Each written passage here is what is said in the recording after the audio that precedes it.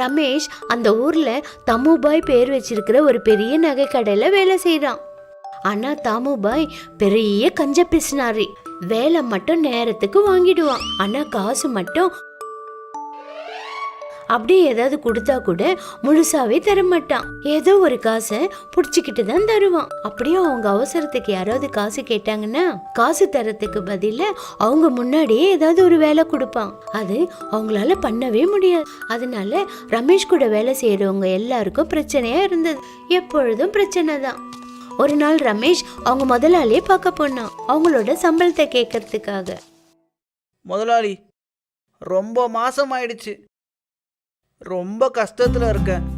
4 மாசமா நீங்கள் எனக்கு தர வேண்டிய பாக்கி சம்பளமும் இந்த மாதம் தர வேண்டிய சம்பளத்தை சேர்த்து தந்தீங்கன்னா என் குடும்பத்துடைய கஷ்டம் கொஞ்சம் கம்மியாகும். தம்பி, இங்கேயும் என் குடும்பத்தில் நிறைய கஷ்டங்கள் இருக்க தான் செய்யுது.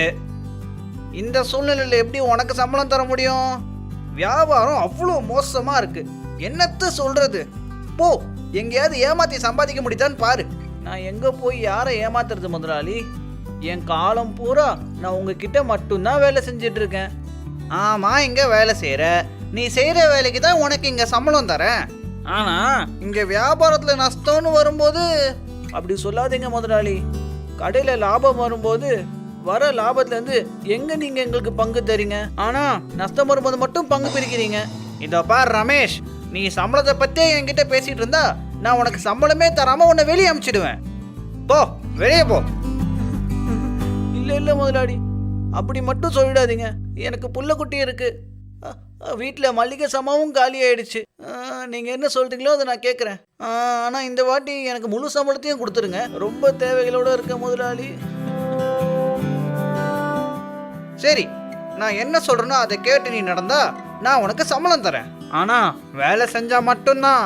நிச்சயமா செய்கிற முதலாளி. அப்போனா நீ ஒன்று செய். நம்மளோட தங்க நகை கடையில் தங்கம், வைரம், வைடூரியம், முத்து இது எல்லாமே இருக்கு. ஆனா ஒரு நாகமணி மட்டும்தான் இல்லை. நீ நாகமணி எடுத்துட்டு வா, சம்பளம் வாங்கிட்டு போ. ஏன் இப்படி விளையாடுறீங்க முதலாளி? நாகமணி எங்கேருந்து கிடைக்கும்? நீ தான் ஒரு தடவை என்கிட்ட சொன்ன உங்க கிராமத்துக்கு பக்கத்தில் ஒரு பெரிய காடு இருக்குன்னு. அங்கே ராஜநாகம் இருக்கு, அதுகிட்ட நாகமணி இருக்குன்னு உங்க பாட்டியும் உங்க கொள்ளு பாட்டியும் சொன்னாங்கன்னு நீ தான் என்கிட்ட சொன்ன. ஆமாம் முதலாளி. அப்போ அந்த நாகப்பாம்பை பிடிக்கிற பாம்பாட்டி கிட்ட போய் அந்த நாகமணியை என்கிட்ட கொடுத்துட்டு இந்த மாச சம்பளத்தை முழுசா வாங்கிட்டு போ. இந்த மாதிரி வித்தியாசமான விஷயங்கள்லாம் சொல்லி ரமேஷ் அங்கிருந்து முதலாளி வெளியே அனுப்பிச்சிட்டாரு. வருத்தப்பட்டு ரமேஷ் அங்கிருந்து வீட்டுக்கு வந்து சேர்ந்தான். அவன் பொண்டாட்டி கிட்ட நடந்ததை சொன்ன உடனே அவ அதிர்ச்சி ஆயிட்டா. இது என்ன விளையாட்டா இருக்கே? நாகமணின்றது யாருமே பார்த்ததே கிடையாது, அது எங்க கிடைக்கும்? நான் என்னன்னு சொல்லுவேன் கவிதா. முதலாளி சம்பளம் கொடுக்குறன்ற பேர்ல தினம் எனக்கு வேலை கொடுத்து சம்பளம் தராம ஏமாத்துறாரு. இப்ப என்னங்க பண்றது? மளிகை சாமான் வேற காலி ஆயிடுச்சு. அப்படி இப்படின்னு பார்த்தாலும் 2 சப்பாத்திக்கு தான் மாவு இருக்கு. முதலாளிங்களாம் ஏன் இப்படி இருக்காங்கன்னே தெரியல. வேலையை மட்டும் தினமும் வாங்குறாங்க, ஆனா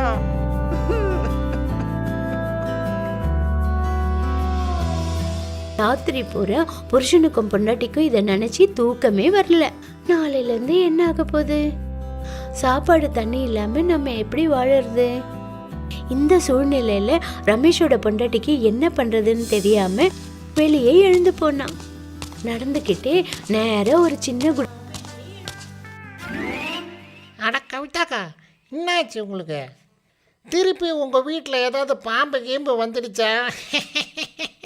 இல்லை பாம்பு பிடிக்கிறவரு. பின்ன இந்த ராத்திரி எதுக்கு என் வீட்டு தேடி வந்திருக்கீங்க? கவிதா நடந்த எல்லா விஷயத்தையும் அந்த பாம்பாட்டி கிட்ட சொன்னான். அவனும் கேட்டுட்டு ரொம்ப வருத்தப்பட்டான். முதல்களே அவனை முட்டாளாக்குறான் கவிதாக்கா. இது வரைக்கும் நான் போகாத பயங்கரமான காடு கிடையாது. ஒவ்வொரு ரகமும் ஒவ்வொரு வயசுள்ள நாகப்பாம்பை நான் பிடிச்சிருக்கேன். ஆனால் இது வரைக்கும் எந்த நாகத்துக்கிட்டையும் ஒரு நாகமணியும் நான் பார்த்தது கிடையாது. ஆனா உங்க முதலாளி கிட்ட இதை போய் காட்டணுமே, இல்லைன்னா என் புருஷன் என் பிள்ளைங்க பசியாலே செத்துடுவாங்களே. ஆனா எப்படிக்கா? அப்படி புரிஞ்சு புரிஞ்சுக்கிட்டேன் தங்கச்சி. என்கிட்ட ஒரு செல்ல நாகம் இருக்கு. அதை நான் எங்க அமிச்சாலும் திருப்பி என்கிட்டயே வந்துடும். அவர்கிட்ட என்னோட பாம்பை வச்ச நாகமணி அவர்கிட்ட நான் கொடுத்து அமிச்சிடுறேன். அடுத்த நாள் ரமேஷ் அவன் பொண்டாட்டி சொல்லி கொடுத்த மாதிரியே அவன் தன்னுடைய முதலாளியை பார்க்க போனான். அவர்கிட்ட அவன் சொன்னான், முதலாளி, நேற்று ராத்திரி நான் பீகாரில் இருக்க பெரிய காட்டில் இருக்கிற வைரம் கொடுக்குற நாகம் பிடிக்கிறவங்க கிட்ட பேசினேன். அவரு ஒரு ரகசிய மந்திரம் கொடுத்துருக்காரு. இந்த மந்திரத்தை நீங்கள் அமாவாசை ராத்திரி அன்னைக்கு சொன்னீங்கன்னா அந்த நாகம் அதுவே உங்கள் முன்னாடி வந்து அந்த நாகமணியை அதுவே உங்ககிட்ட கொடுக்கும். அதாவது பார்த்தீங்கன்னா இன்னைக்கு தான் அந்த அமாவாசை. அப்படியா? அது என்ன ரகசிய மந்திரம்? நான் சொல்கிறேன் முதலாளி, ஆனால் ஒரு நிபந்தனை. நீங்கள் எனக்கு 1 வருஷத்துக்கான சம்பளத்தை முன்பணமாக தந்தாதான். அப்போதான் இந்த வருஷம் ஃபுல்லாக என் குடும்பத்தோட சந்தோஷமாக வாழுவேன். நீங்கள் இந்த நாகமணியை விற்று நீங்கள் நினச்ச லாபத்தை சம்பாதிச்சிருவீங்க. சரி, கொடுத்துட்றேன். இந்தா வச்சுக்கோ. உன்னோட 1 மாதத்துக்கான சம்பளம். மீதி உனக்கு கொடுக்க வேண்டிய சம்பளம் நாகமணி என் கைக்கு வந்த உடனே உனக்கு தந்துடுவேன். சரி, சொல்லு அந்த மந்திரத்தை. ஓம் நாகசுராய நமகா. ரமேஷ் அவன் முதலாளி கிட்ட ஓம் நாகேஸ்வர நமகான்னு ஒரு பொய்யான மந்திரத்தை உருவாக்கி அவர்கிட்ட சொன்னான். அந்த நகைக்கடை முதலாளி மந்திரத்தை ராத்திரியில உச்சரிச்சிட்டு இருந்தாரு. அவர் மந்திரம் சொல்ற கவனத்துல தன்னையே மறந்துட்டாரு.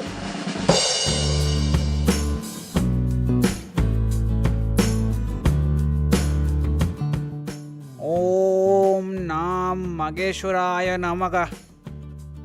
ஓம் நாம் மகேஸ்வராய நமகா. ஓம் நாம் மகேஸ்வராய நமகா. நாகதேவதையா, உங்களால பேசக்கூட முடியுமா? முட்டாளே, நான் கேட்கறத கொடுக்கற நாகமடா. மனுஷங்களா மாறி பேசுறது மட்டும் இல்ல, மனுஷங்களுடைய உருவே என்னால எடுக்க முடியும்டா. இந்த மந்திரத்தோடைய சக்தினால தான் இந்த நாகமணிய உங்ககிட்ட கொடுத்துட்டு போறேன். ஆனா ஞாபகம் வச்சுக்கோ, யார் இந்த மந்திரத்தை உங்ககிட்ட கொடுத்தாங்களோ அவங்களுக்கு ஏதாவது ஒரே ஒரு கஷ்டம் கொடுத்தாலும் உங்ககிட்ட இருக்கிற அந்த நாகமணியை மட்டும் இல்ல, உன்னுடைய உயிரையும் சேர்த்து நான் வாங்கிடுவேன். இல்ல இல்ல நாகதேவதையே, நாகமணி கையில வந்த உடனே அவனுக்கு எந்த குறையும் நான் வைக்க மாட்டேன். அவன் 1 வருஷத்துக்கான சம்பளத்தை கேட்டான். நான் அவனுக்கு 2 வருஷத்துக்கான சம்பளத்தை முன்பணமாக கொடுத்துட்றேன். சரியா? இந்த நாகமணி மட்டும் என்கிட்ட கொடுத்துருங்க. இந்த நாகமணி கொடுத்துட்டு நாகம் அங்கிருந்து போன பிறகு ரொம்ப சந்தோஷப்பட்டாரு. உடனே ரமேஷை கூப்பிட்டு 2 வருஷத்துக்கான சம்பளத்தை முன்பணமா கொடுத்துட்டாரு. இந்த ரமேஷ், நீ 1 வருஷம் சம்பளத்தை தான் முன்பணமாக கேட்ட. ஆனால் நான் உனக்கு 2 வருஷம் சம்பளத்தை முன்பணமாக தரேன். ஆனால் முதலாளி, இவ்வளோ இல்லை. அட வச்சுக்கோ வச்சுக்கோ, உனக்கு தெரியாது. இந்த நாகமணியோட விலை 1 கோடி ரூபா. இதுக்கு முன்னாடி உனக்கு கொடுத்த 2 வருஷம் முன்பணம் ஒன்றுமே இல்லை. அப்புறம் அந்த 2 வருஷத்துக்கான சம்பளத்தை வாங்கின உடனே ரமேஷ் ரொம்ப சந்தோஷப்பட்டான். ரமேஷோட பொண்டாட்டி அதுலேருந்து கொஞ்சம் பணம் எடுத்து அந்த பாம்பாட்டிக்கு கொடுத்தாங்க. பாம்பு பிடிக்கிறவரே, இந்தாங்க 6 மாசத்துக்கான காசை நீங்க வச்சுக்குங்க. நம்ம வேலைக்கு என்ன நிரந்தரம்? 6 மாசத்துக்கு வேலை இல்லைனாலும் உங்க குடும்பத்துக்கு சாப்பாட்டுக்கு வச்சுக்கலாம். இதெல்லாம் எதுக்குங்க? வச்சுக்கோங்க பாம்பாட்டிக்காரரே, எங்களுக்கும் 1.5 வருஷத்துக்கு தேவையான செலவுக்கு காசு இருக்கு. ஆனா முதலாளியை தான் நான் ஏமாத்திட்டேன். அது கொஞ்சம் மனசு கஷ்டமா இருக்கு. என்னங்க, மனசு கஷ்டப்படாதீங்க. கொஞ்சம் நடைமுறையா யோசிங்க, நடைமுறையா இருங்க. கரெக்டா சொன்னீங்க கவிதாக்கா. ஆனா இன்னைக்கு எனக்கு ஒரு விஷயம் மனசுல புரிஞ்சுது. அதாவது நெய்ய நேரா விரல விட்டு எடுக்க வரலன்னா நம்ம வளைச்சுதான் எடுக்கணும்.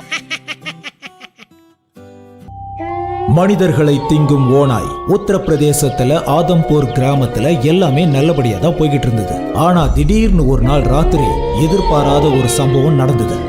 வீட்டுக்கு வெளியே ஒரு கட்டில்ல